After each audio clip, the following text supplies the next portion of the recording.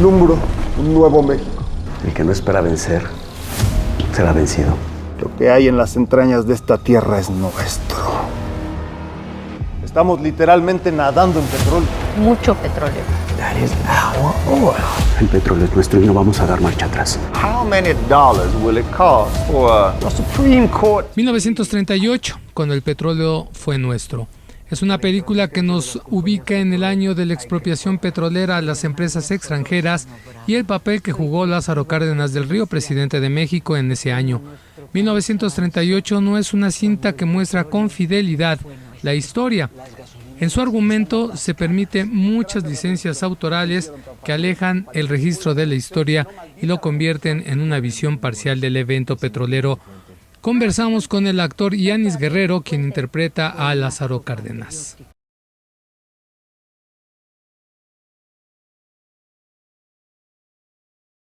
Una responsabilidad grandísima, digamos que en ese sentido, a grandes responsabilidades viene también un trabajo muy fuerte de conocimiento de lo que tú dices, ¿no? Justamente lo primero que hice fue leer varias biografías de diferentes biógrafos que tenía él, para buscar elementos que me permitieran trabajar el personaje y conocerlos más, porque como sabes, estamos en 1938, todavía el cine no es lo que fue después, en los 50s y 60s. Todavía no se vivía para filmar, se tomaban muchas fotografías, pero todavía no había muchos elementos, digamos, visuales de los cuales uno pudiera apoyarse como otros personajes más contemporáneos, ¿no?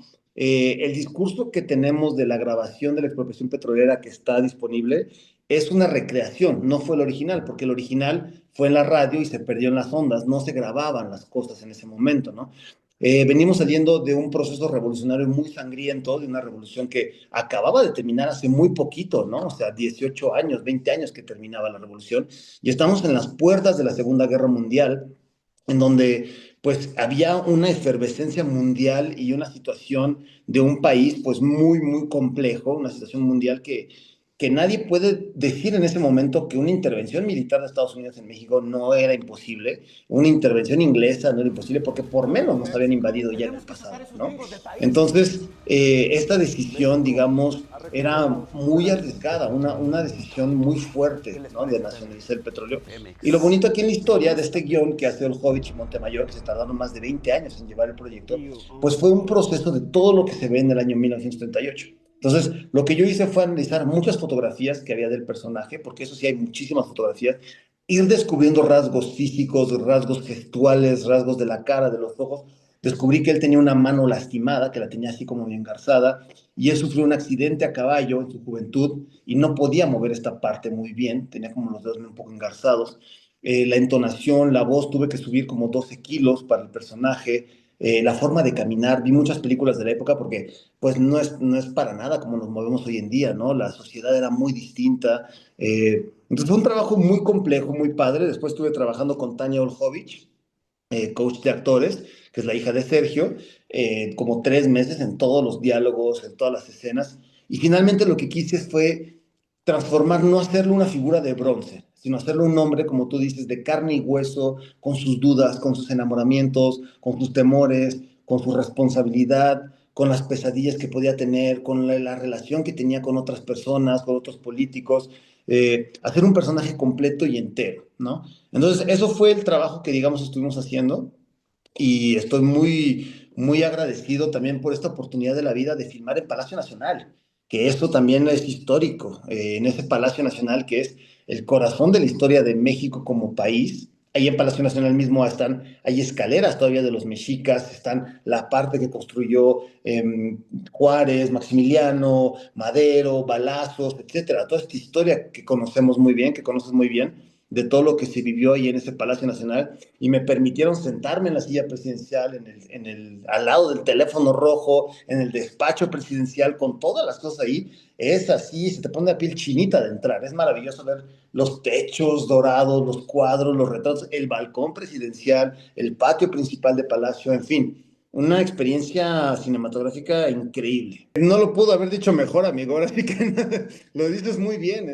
Tienes una lectura muy, muy clara de la película y de todo el papel de cada personaje, y me parece muy disfrutable escucharte porque la verdad justamente es eso, ¿no? Los diferentes niveles Tú sabes que en una película no es la vida real, hay licencias creativas.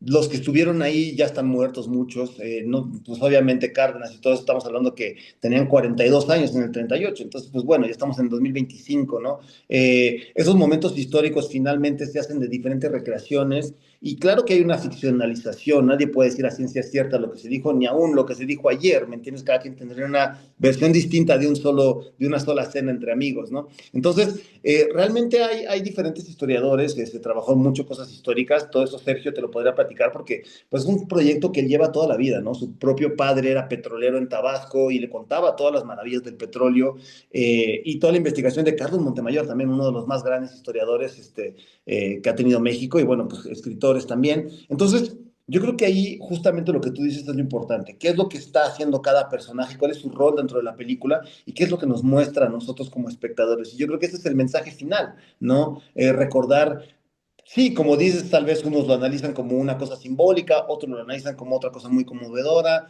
pero finalmente el mensaje creo que es el fondo de la historia, el decir que este parteaguas en la historia, porque nadie puede negar que fue un parteaguas. La expropiación petrolera y el petróleo, para bien o para mal, le dio a México pues 80 años o 70 años después de vida y de bonanza y de robos, como bien sabes, de muchos políticos y de muchas cosas que pasan con el petróleo, que eso será tema de otro podcast, ¿no? Otra entrevista, porque bueno, pero el petróleo fue el petróleo y sigue siendo, ¿no? Y estamos, como bien lo dices, exactamente a la entrada de la Segunda Guerra Mundial, en una guerra mundial que se va a ganar con aviones, con bombas, con coches, con armas, con medicamentos, con ropa, que todo eso necesitaba el petróleo. Entonces tampoco se podía permitir a Estados Unidos no tener esa fuente de recursos, porque bien sabes que cuando México finalmente expropia el petróleo, pues había un bloqueo económico que no le querían comprar, y cuando amenazan con que el petróleo se lo compre mejor a Alemania, dicen, no, no, no, espérate, ya mejor siempre sí te lo compro yo, ¿no?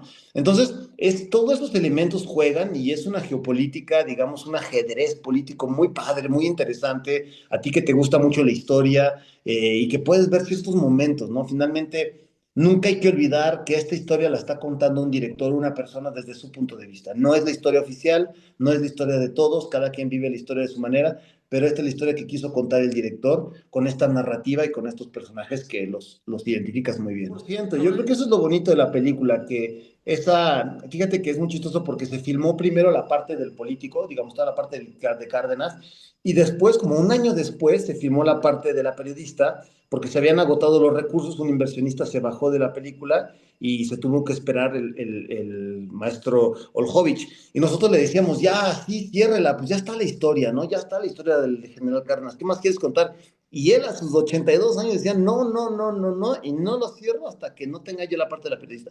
Y cuando ves la película dices, claro, es que esa parte regresa al ser humano de a pie, a lo que somos nosotros, al mexicano que nos afecta, que suba el precio del huevo, que suba el precio de la gasolina, que suba el precio de esto. O sea, todas las implicaciones reales de a pie en la tierra es lo que realmente atrapa también estas decisiones históricas gigantescas del general Cárdenas en el salón presidencial y de repente lo ves en lo más bajo del mexicano que dice, me está costando más caro esto, ya no hay gasolina, hay una fila enorme de los coches, qué va a pasar con el país, en fin, esta dicotomía, yo creo que esa doble polaridad de la película es lo que la vuelve muy entrañable, como bien lo dices. Es una muy buena pregunta, amigo, fíjate, es muy interesante. No hay que olvidar que en la historia de la humanidad, los grandes creadores artísticos han sido siempre financiados directa o indirectamente por el gobierno, por el rey.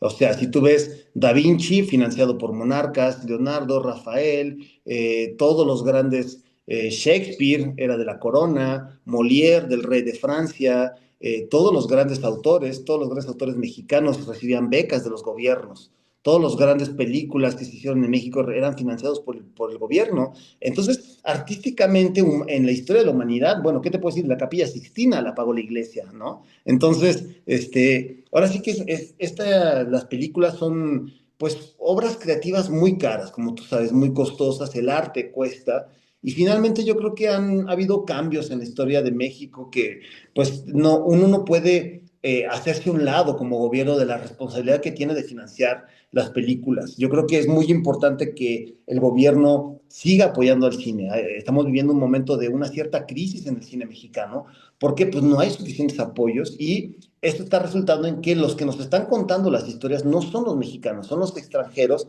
y por eso muchas veces no nos gusta cómo nos reflejan en pantalla. Por ejemplo, por decirte un caso, los mexicanos hoy en día consumen muchísimas series y de plataformas y no hay ni un solo apoyo para la creación de productos para plataformas, de series, películas, ni uno solo, nada, es inexistente. Entonces, ¿quién decide qué vamos a ver? Pues alguien que no está aquí o alguien que está afuera y que decide que eso le va mejor a sus plataformas. Y no nos gusta cómo nos vemos retratados, pero porque pues lo dejamos al libre albedrío, ¿no? Entonces yo creo que es una responsabilidad del Estado, no con los cineastas, ojo, con el público, con los espectadores, permitir que haya una gran diversidad de películas, una gran diversidad de historias, una gran diversidad de corrientes políticas, películas de derecha, de izquierda, del centro. Ahora sí que haya más, ¿me entiendes? Yo creo que todo mundo se tiene que sentir reflejado en lo que nos estamos contando. Y hoy en día, pues desgraciadamente estamos muy por debajo de lo que se debería hacer en México, ¿no? Avanzó cuando el petróleo fue nuestro. Las gasolineras están atascadas. Las grandes revoluciones no se hicieron tan fácilmente. Para eso hicimos la revolución y si no, maldita revolución. Corren rumores. Y así no quemo mi puente. Ah, tu puente. Eso soy para ti, tu puente.